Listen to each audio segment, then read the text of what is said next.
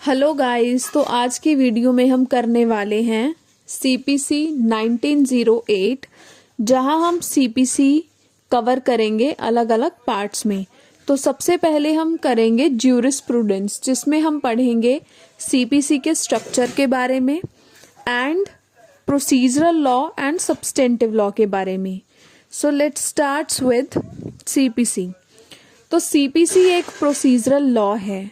अब law two types के होते हैं, first is procedural law and second is substantive law.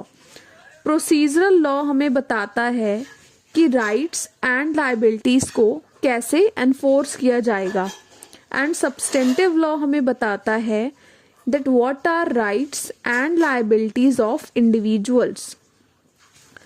So CPC is the manifestation of the principle of ubi jus ibi remedium, जिसका meaning है where there is right there is a remedy. So CPC इस principal के ऊपर based है and ये section 9 के साथ भी रिलेट करता है, क्योंकि सेक्शन 9 में हमें बताया गया है कि कौन कौन से सिविल सूट्स हम ट्राई कर सकते हैं।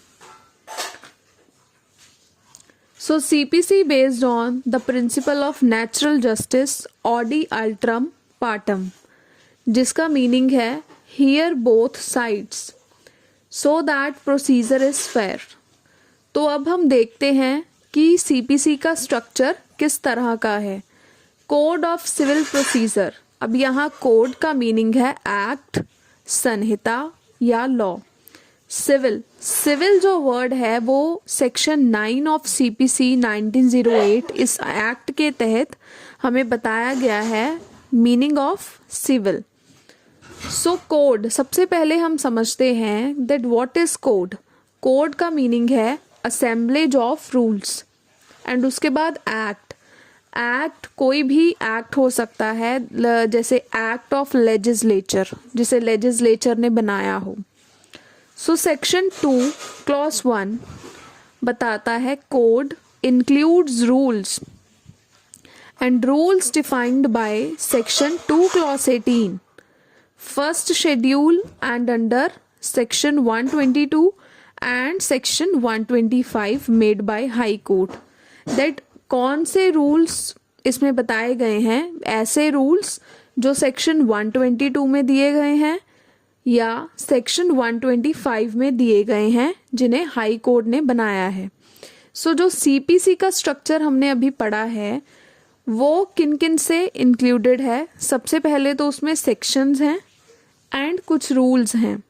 रूल्स जो फर्स्ट शेड्यूल में दिए गए हैं या रूल्स जो हाई कोर्ट ने बनाए हैं अंडर सेक्शन 125 या जो रूल्स अंडर सेक्शन 122 दिए गए हैं। अब सीपीसी का हम ये भी स्ट्रक्चर देखते हैं कि यहाँ कितने सेक्शंस हैं, ऑर्डर्स कितने हैं, पार्ट्स या शेड्यूल्स। सबसे पहले सेक्शन 158 तक हैं और उसके बाद सीपीसी के 11 पार्ट्स हैं। सीपीसी में 51 ऑर्डर्स हैं और सीपीसी में एक शेड्यूल है। अब हम देखते हैं difference between section and rules, कि सेक्शंस क्या होते हैं और रूल्स क्या होते हैं। Sections are main part of CPC, sections main part हैं and rules are in written form, rules written form में होते हैं इन ऑर्डर और made by high court. Rules जो हैं वो ऑर्डर में लिखे गए हैं या तो हाई कोर्ट द्वारा बनाए गए हैं। High court has such power to make rules. अब सेक्शंस जो हैं वो legislature has power to draft, enact, amend and repeal. Sections को अमेंड या ड्राफ्ट करने की पावर लेजिस्लेचर के पास है। Power to amend CPC. अब सीपीसी को अमेंड करने की पावर स्टेट गवर्नमेंट के पास भी है और यूनियन के पास भी है। Under schedule 7 of the constitution entry 13 concurrent list 3। अब हम देखते हैं कि इस एक्ट को, जो सीपीसी 1908 एक्ट है, इसे कंसेंट कब मिली। कंसेंट टू एक्ट मिली 21 मार्च 1908 को, और इसका शॉर्ट टाइटल सेक्शन 1 में दिया गया है, जिसे हम कहते हैं CPC 1908। एंड उसके बाद ये एनफोर्स हुआ 1 जैन 1909। अब हम कुछ सेक्शंस देख लेते हैं, जैसे सेक्शन 2 क्लॉज 1 जो बताता है कोड इंक्लूड्स रूल्स, और सेक्शन 2 क्लॉज 18 जो बताता है रूल्स के बारे में, that rules means rules and forms contained in the first schedule or made under section 122 और section 125। अब हम section 122 के बारे में देखते हैं। section 122 states that power of certain high courts to make rules, यहाँ certain high courts को power दी गई है to make rules, and section 125 में power of other high courts to make rules। अब हम आगे करेंगे कुछ कॉमन टर्म्स के बारे में जो हमें सेक्शन 2 में दिए गए हैं, जैसे डेफिनेशंस हो गए। सबसे पहले आएगा प्लेंट। प्लेंट का क्या मीनिंग है यहाँ पर? When there is any civil wrong then plaint can be file. Plaint जो होता है वो एक डॉक्यूमेंट, रिटन डॉक्यूमेंट होता है जब हमें कोई भी सिविल सूट स्टार्ट करना है। अब सूट आ गया। सूट किसे कहते हैं? सूट होती है total proceeding, presentation of plaint से लेके जजमेंट तक जो प्रोसीजर चलता है उसे सूट बोला जाता है। एंड उसके बाद आता है cause of action. Cause of action होता है कि हमने जो सूट फाइल किया है उसे फाइल करने की क्या वजह है, क्या कॉज है। Cause meaning reason and action means filing of suit. Reason behind filing of suit. If there is any violation of any legal right, then that is reason to file suit. That is called cause of action. Cause of action is a bundle of facts which entitles one to file a suit. अब next जो terms आती हैं वो है parties to suit, कि कौन कौन सी parties हैं जो सूट फाइल कर सकती हैं। जैसे फर्स्ट आ गया, प्लेंट को फाइल करता है प्लेंटिफ, एंड उसके बाद डिफेंडेंट रिटन स्टेटमेंट देता है। अब एप्लीकेशन आ गई। एप्लीकेशन का रिव्यू हो सकता है, उसे रिवाइज कर सकते हैं, रेफरेंस दिया जाता है। अब जब एप्लीकेशन फाइल की जाती है तो उसमें पार्टीज होती हैं एप्लीकेंट वर्सेस रिस्पोंडेंट। पिटीशंस आ गई। अब पिटीशन जो फाइल करता है वो होता है पिटीशनर वर्सेस रिस्पोंडेंट। और उसके बाद आ गई अपील। जब हम अपील के लिए हायर कोर्ट जाते हैं तो उसमें पार्टीज होती हैं एपेलेंट वर्सेस रिस्पोंडेंट। अब नेक्स्ट इज एग्जीक्यूशन।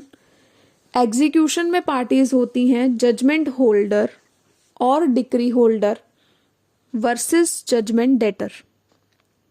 नेक्स्ट जो टर्म है वो है सब्जेक्ट मैटर ऑफ सूट, जिसका मीनिंग है thing with respect to legal right. Subject matter होता है thing with respect to legal right, कि वह चीज जिससे हमारा राइट अराइज हुआ है या हमारा राइट लिंक्ड है उसके साथ। अब जो सब्जेक्ट मैटर है वो कुछ टाइप्स का है, जैसे यहाँ पर दिया गया है प्रॉपर्टी और proprietary subject matter, personal, pecuniary. अब जो प्रॉपर्टी है वो 2 टाइप्स का है आगे, मूवेबल या इमूवेबल। और जो पर्सनल है वो है इंजरी या रेपुटेशन। और उसके बाद पेक्यूनरी। पेक्यूनरी रिलेटेड है मनी से। ये चीज़ें सब्जेक्ट मैटर बनती हैं जब हम सूट को फाइल करते हैं। एंड उसके बाद आता है matter in issue.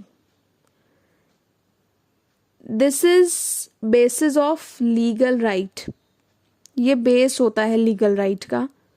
From where legal right given, जहाँ से हमें लीगल राइट मिला है, जैसे फ्रॉम कॉन्ट्रैक्ट और लीगल राइट गिवन। जैसे कॉन्ट्रैक्ट से हम अगर किसी पार्टी के साथ कॉन्ट्रैक्ट करते हैं तो वहाँ से हमारा जो लीगल राइट है वो अराइज होता है। And next is title. Title का मीनिंग है कि दैट क्या कैपेसिटी है पार्टीज की, लीगल कैपेसिटी ऑफ पार्टीज। जैसे हम अगर कॉन्ट्रैक्ट कर रहे हैं, अगर जैसे मान लो मैं कोई टीचर हूँ, अगर मैं किसी अदर टीचर के साथ कॉन्ट्रैक्ट कर रही हूँ, तो हमारी जो लीगल कैपेसिटी है वो है टीचर की। मेरा टाइटल जो है वो एज अ टीचर मैं कर रही हूँ कॉन्ट्रैक्ट। तो उसके बाद आता है रिलीफ। रिलीफ आता है क्लेम, जो हम क्लेम करते हैं प्लेंट में, जो प्लेंटिफ क्लेम करता है उसे रिलीफ कहा जाता है। That what you want from court, कि आप कोर्ट से क्या चाहते हैं। अब ये दो तरह का होता है, एक जनरल जिसमें मनी से रिलेटेड रिलीफ्स आते हैं, और एक होता है स्पेसिफिक, जहां money is not adequate compensation, जहां सिर्फ मनी या कंपनसेशन से काम नहीं चलता, वहां स्पेसिफिक परफॉर्मेंस कराई जाती है या इंजंक्शन जैसे हो गया, ये स्पेसिफिक रिलीफ में आते हैं।